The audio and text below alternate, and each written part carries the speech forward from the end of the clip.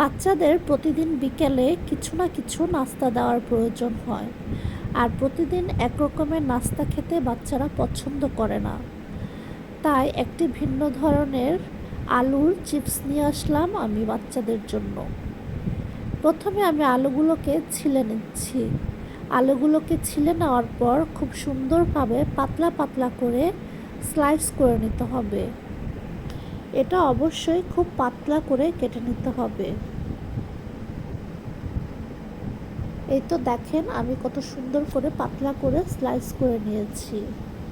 এখন আলুগুলোকে খুব সুন্দরভাবে ধুয়ে নেব।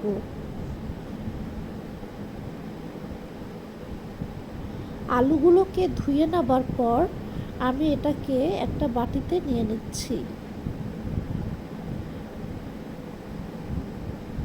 এখন আমি এতে কিছু উপকরণ দিব। হলুদের গুঁড়ো দিলাম, মরিচের গুঁড়ো, পরিমাণ মতো লবণ, রসুন বাটা,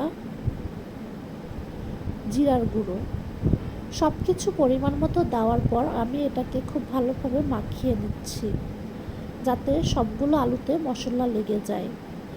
এরপর আমি একটা স্টিক নিয়ে আলুগুলোকে খুব সুন্দরভাবে গেঁথে নিব।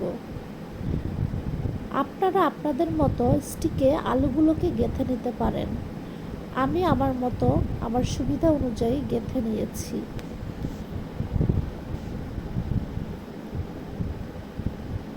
এভাবে আমি সবগুলো স্টিকে আলুগুলোকে গেঁথে নিব। এখন আমি অন্য আরেকটা বাটিতে কিছু বেসন নিব।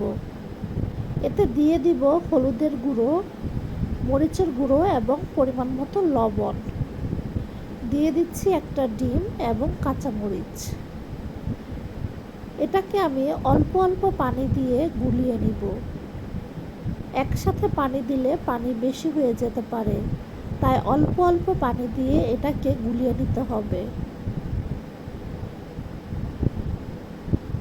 বেসনটা তৈরি হয়ে যাওয়ার পর আমি এই বেসনগুলোকে আমার স্টিকে, যেটার মধ্যে আমি আলু গেঁথে রেখেছিলাম, সেটাতে খুব সুন্দরভাবে মিশিয়ে নিচ্ছি। এভাবে সবগুলো স্টিকে দিয়ে দিব। তারপর আমি স্টিকগুলোকে তেলে ভেজে নিব। আপনারা এটা বাসায় বাচ্চাদেরকে তৈরি করে দিতে পারেন। এটা খুব ক্রিস্পি ছিল। আজকের ভিডিও এই পর্যন্ত। আবার দেখা হবে অন্য কোনো ভিডিওতে। সেই পর্যন্ত সবাই ভালো থাকবেন। আল্লাহ হাফেজ।